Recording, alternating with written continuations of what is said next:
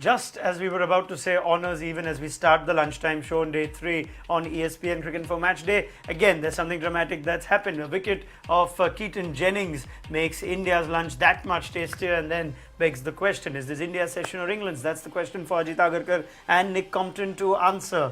Has that third wicket shifted whose session that was for you? No, I think now it's honours even. Now it's honours even. If England had not lost that wicket, I think it was firmly England's session that.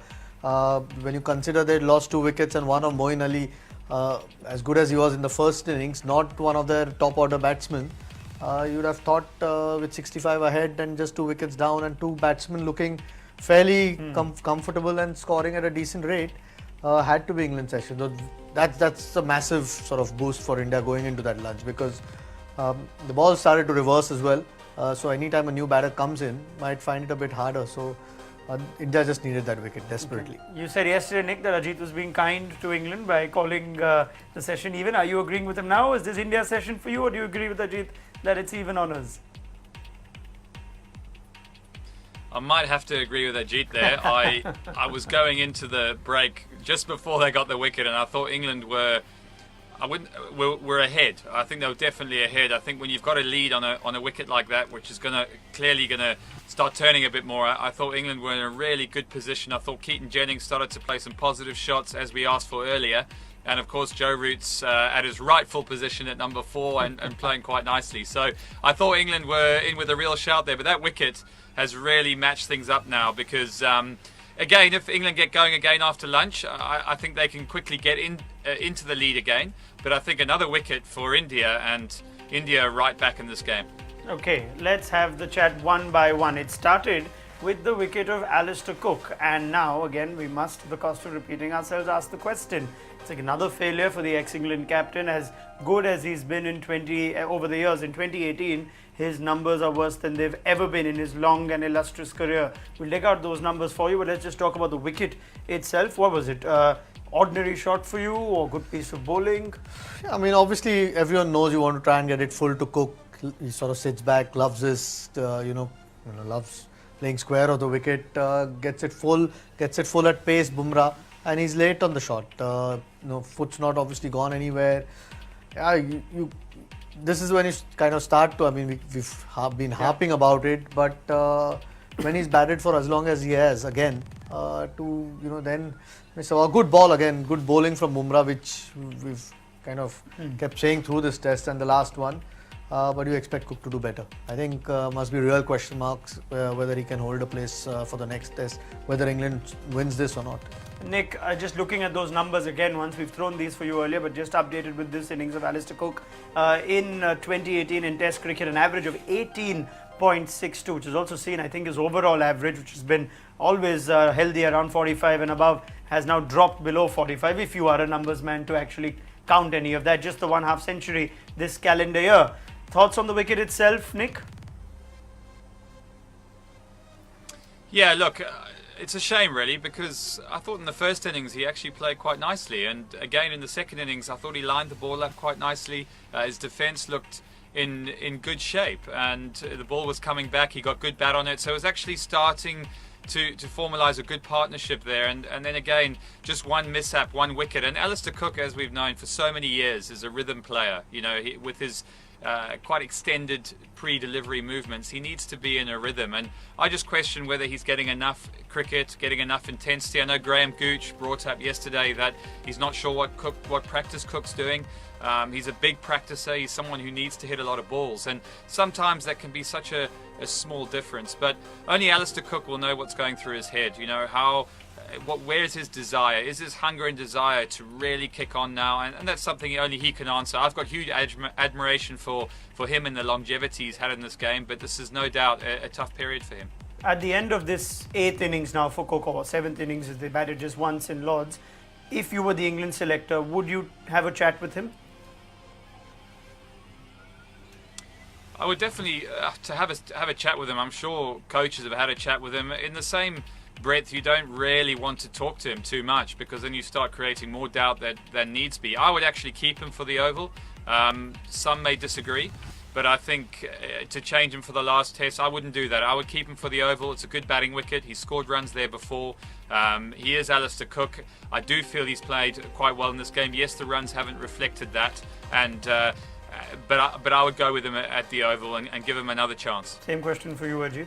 When I say have a chat in the sense, tell him, all right, maybe it's time for you to move on now. It's a tough one, isn't it? For someone who's been one talisman of your yeah. great players, and rightly so. So it's a tough chat. Again, like Nick says, they probably know in the camp what's going on best. Alistair Cook knows what's going on best. On current form, it's hard to argue whether he merits a place in that team. That's the other problem is the other guy or the guy at the other end better than him at the moment, which is not. Then when you have to think about Jennings or Cook, you'd always want to back Alistair Cook just for the sheer weight of his experience. So a very difficult situation England's in at the moment. Yes, Nick.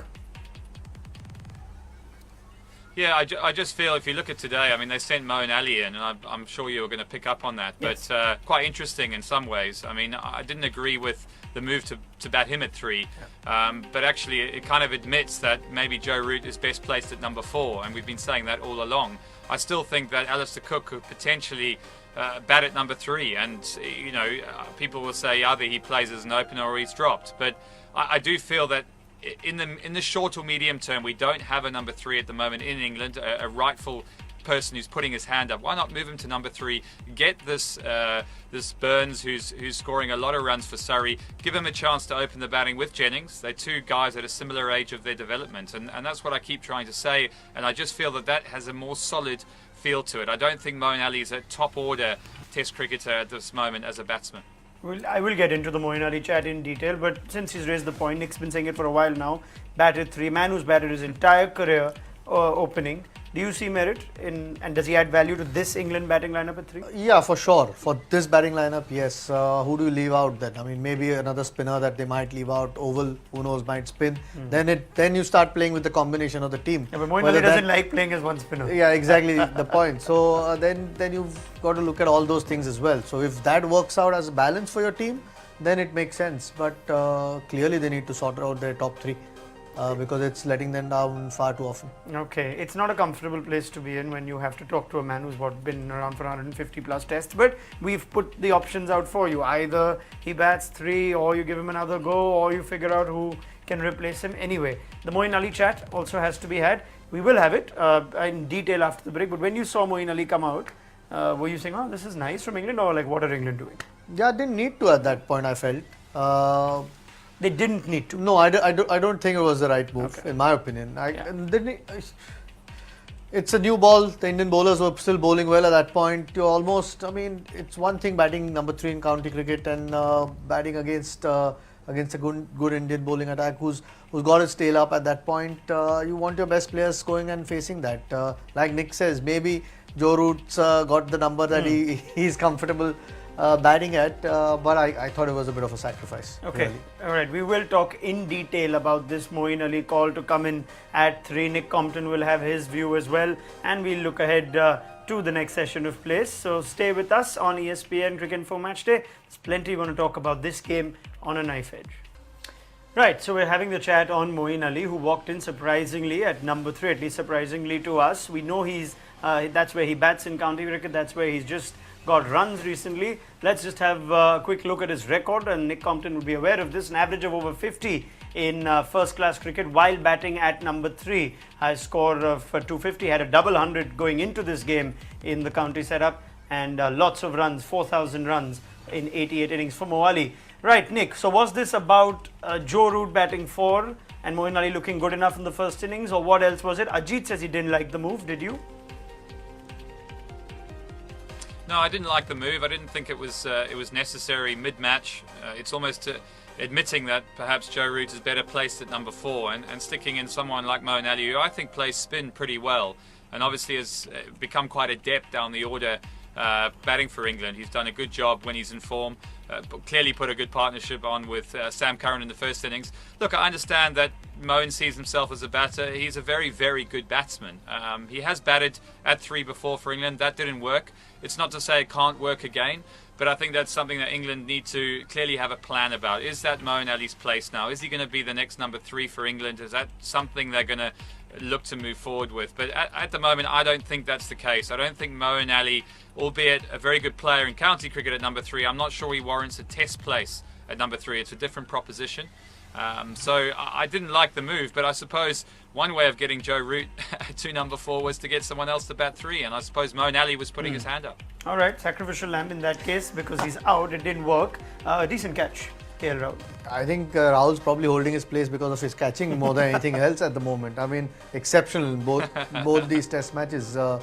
Yeah, that's the one thing that clearly separates these two teams is the catching in the slips, and Rahul's been at the forefront of it. So, yeah, 2 really good catches, and India desperately don't need to give any opportunities, extra opportunities to England by dropping those catches. Fine margins in this test match. 11 catches for KL Rahul, the most by any player from either side, including keepers. The wicket of Keaton Jennings has that discussion now ready to be had. Nick, from this, will the result of this test match decide whether Keaton Jennings bats at the Oval, or has this innings given you enough to give him at least one more test? Really tough question. I've not been a fan of this revolving door process. Trying someone else.